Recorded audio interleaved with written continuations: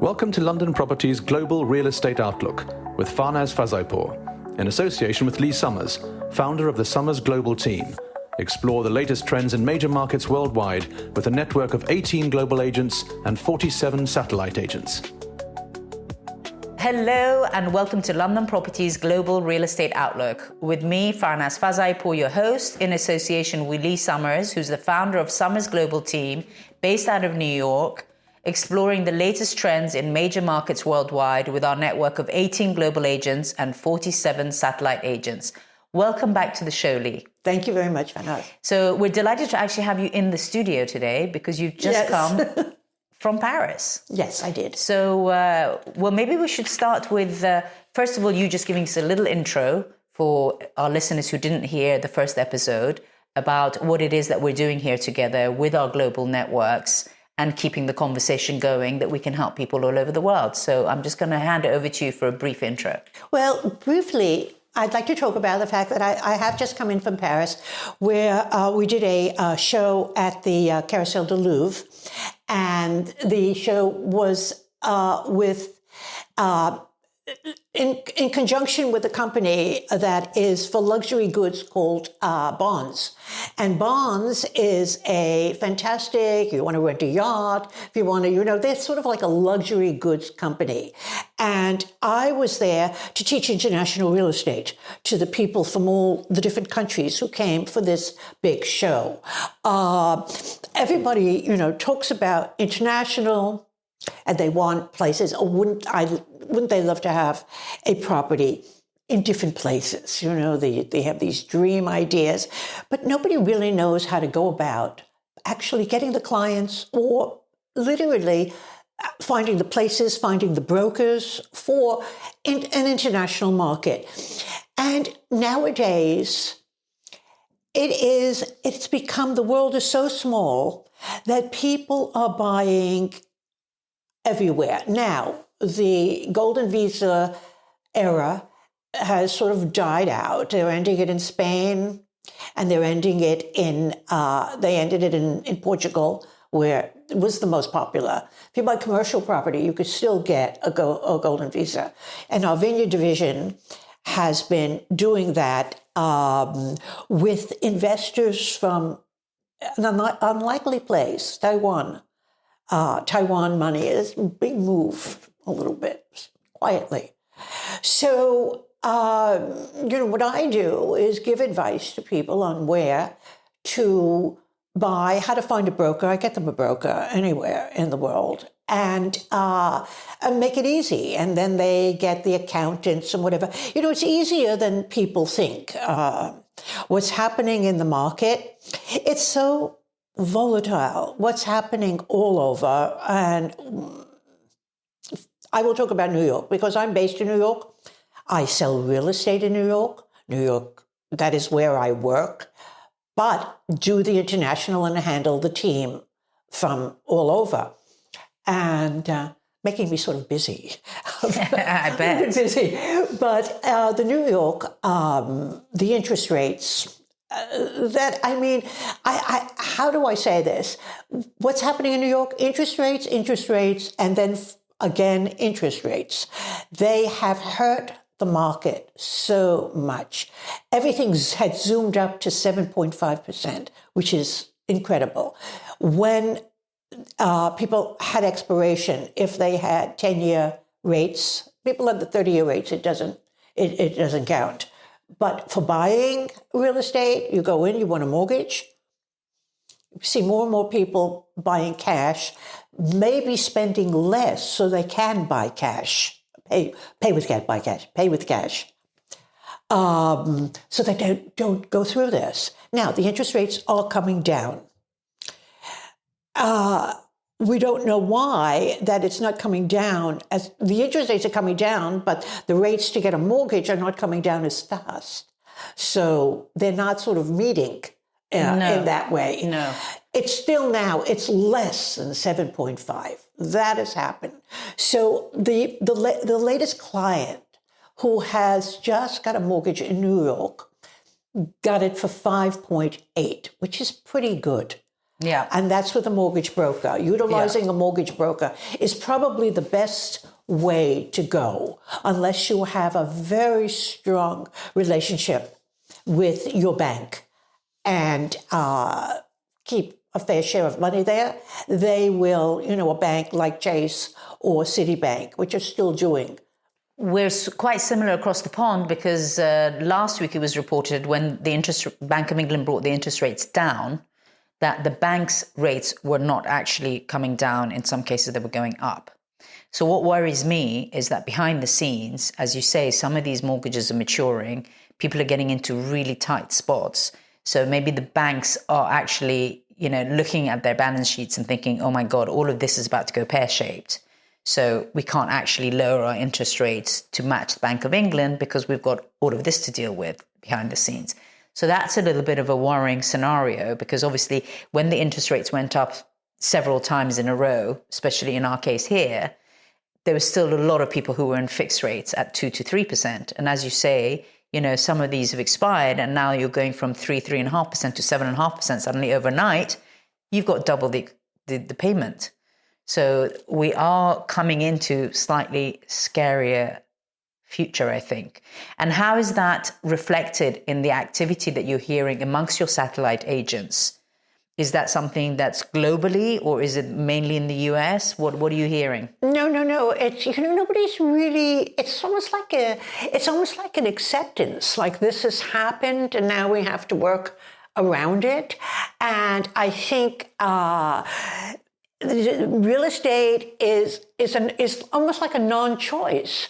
You have to move. Your job moves. Your family grows. You have no choice. It's a necessity. It's just the way it is. And you groan and you moan and say, oh my God, look at this.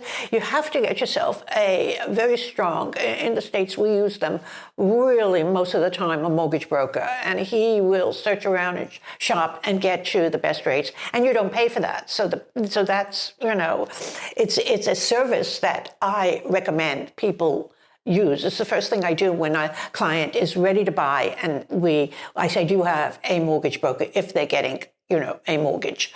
As far as how it's affecting the sale of properties. In New York, it's always going to be a thriving market. I mean, people moan and complain, and some things probably stay on the market a little bit longer than they used to, but it's a thriving market. People have to live there.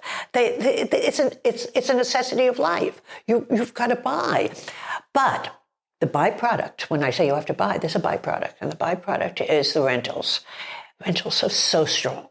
So what they're doing is changing a lot of office buildings, which since the pandemic, it's an interesting situation.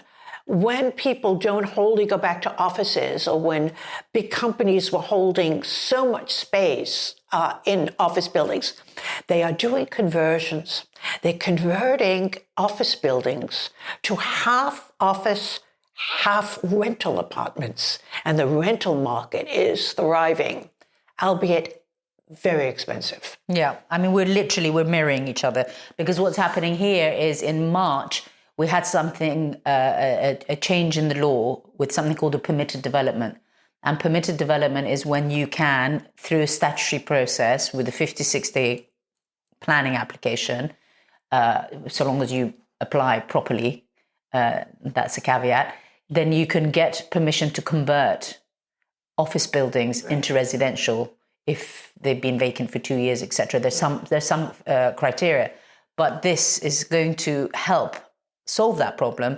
But like you say, this is going towards rentals, because what we're seeing here in the UK is the growth of the build to rent sector, which over the past 7 years has just been booming.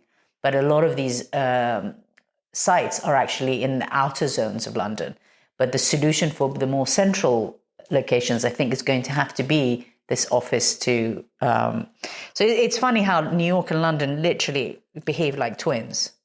I think there's a lot of clients back and forth. I mean, it's very strong. We get a lot of inquiries, from England. I think it's, how should I say it? You know, New York is central. Everybody keeps talking about Miami. You know, Miami is a very special place. There's no taxes. There's no people with a lot of money move to Miami, and you know, in New York we're paying 12-13%. You know, and there's not. You don't have. You only have, you know, the regular tax. You know, government tax, but nothing for the state. Which is amazing.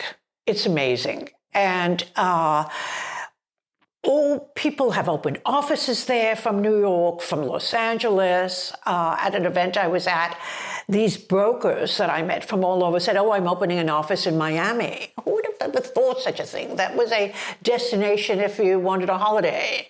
Going swimming, beautiful weather. It wasn't where you were moving your children in schools and moving down there. And Miami, we waited for that bubble to burst a few years ago, but it didn't. And it's just as strong as it always was. So Miami has joined New York and LA, whereas San Francisco has lost everything. San Francisco, which is what we hear, yeah. They keep saying, well, it's coming back a bit. It's not coming back until they change the structure of their government. For some reason, California has slipped into these rules and rights that are not maybe agreeable for a lot of people. So things are not. How do I say it? I'm fumfering along here. It's not become a very, very busy market, except the very high-end market, of course, in Los Angeles, the very high-end, you know, the movie stars, you know, the entrepreneurs, whatever. Los Angeles is still Los Angeles. It's like New York. It just moves along. San Francisco has a way to go.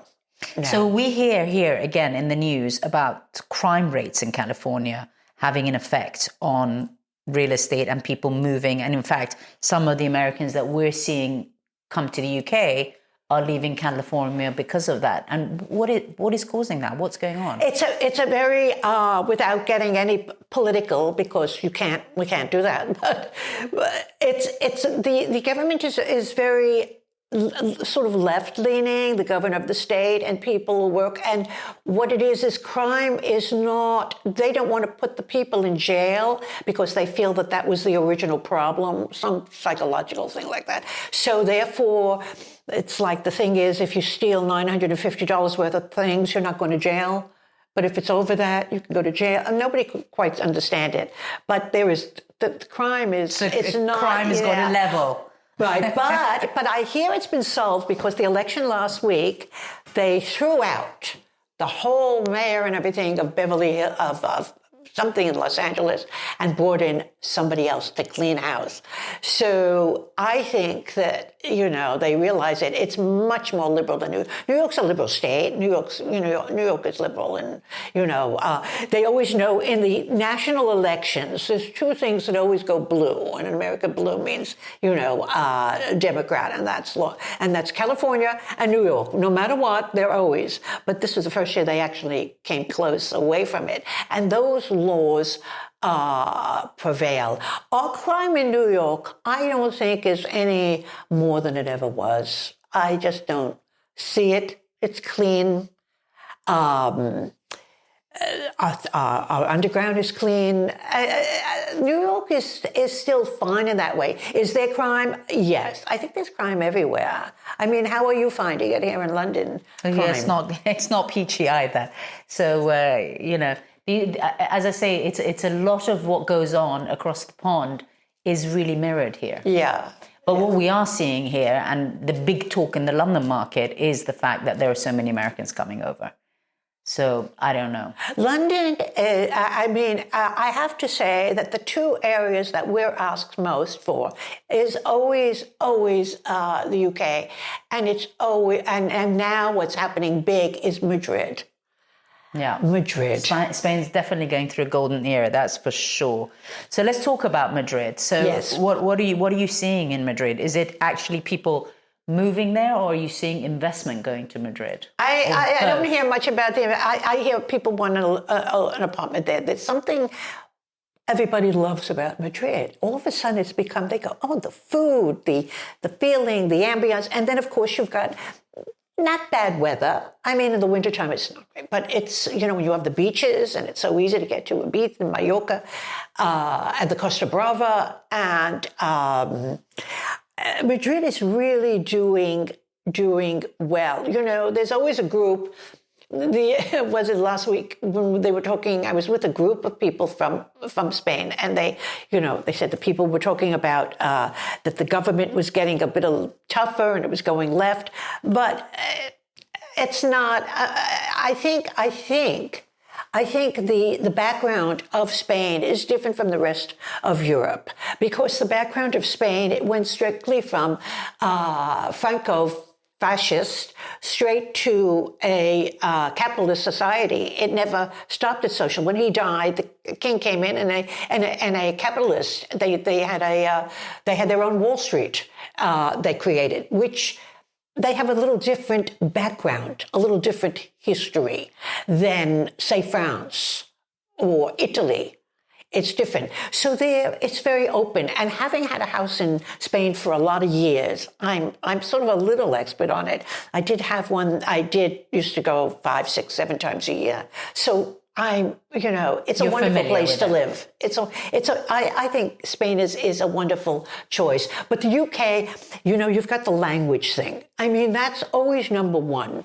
People can communicate. We are sisters and brothers.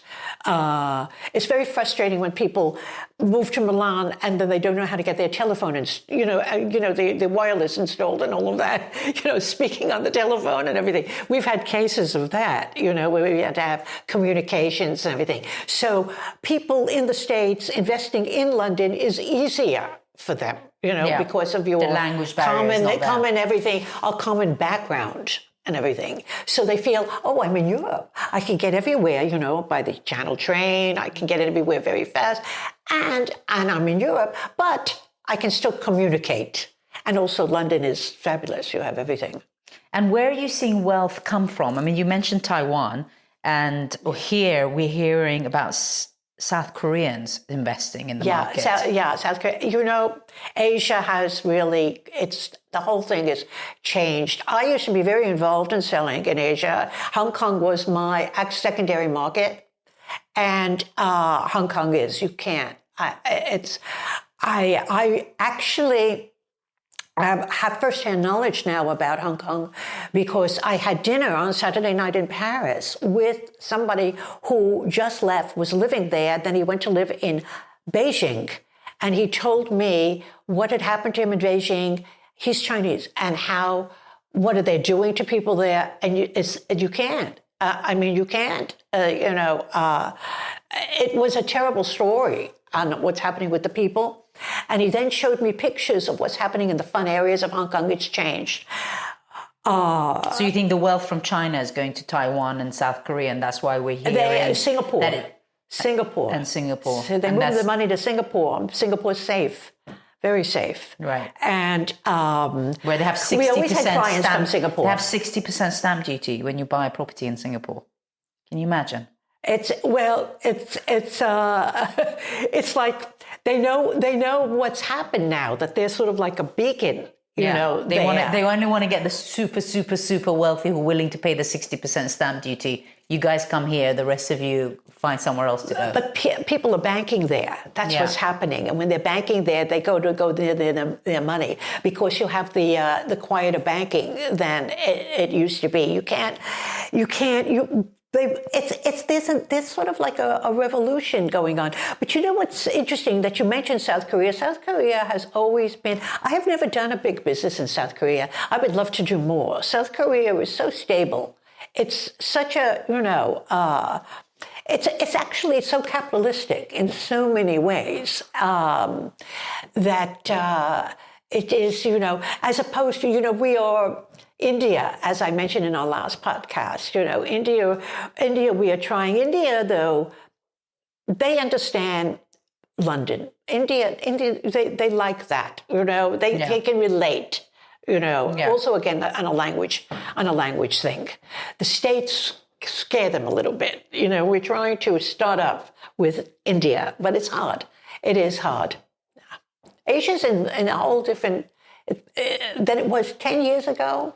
So different. What would you say, since our last talk, we try to have these conversations every 2 months so that we've got an eye on what's going on around the world, and also to highlight the fact that people can come to us and get assisted anywhere in the world. What would be a recent success story that you could share with us, something unusual that could have happened, helping somebody through your network in these different locations where you've got agents and satellite agents? Is there something, wealth from somewhere going, something unusual that you've noticed? Well, what? Something. I am not an expert in the Midwest, in the West, in the United States, and I had sold an apartment in a New York City apartment, and her friend had a big hotel and ranch in Montana. I know nothing about Montana. I am, and I said, okay. And I actually got a fabulous broker for there. And the money came in from Asia to buy this hotel and ranch, which is near a famous, point of, and so foreigners bought in Montana a hotel. Yeah. And this was, really unusual. And I had never seen it. But I did get good people because I use my network of people. And I say, I need a fantastic person for this area in Montana. And we do the line of all my years of 23 years as a Sotheby's International. I have that network for around the world. And so I put people, I mate people. You do, I have to say, you do a very good job.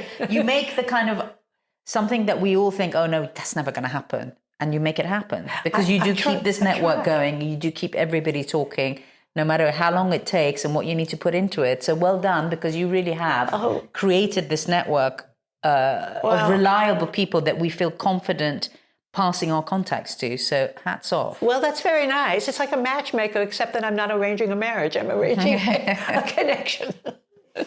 So before we wrap it up and look forward to our next chat with you about what's going on around the world, let's talk to our listeners who may not really appreciate how they could use our services and how they would go about navigating once they've decided that they want to go to a destination. What would be that journey for them coming to us?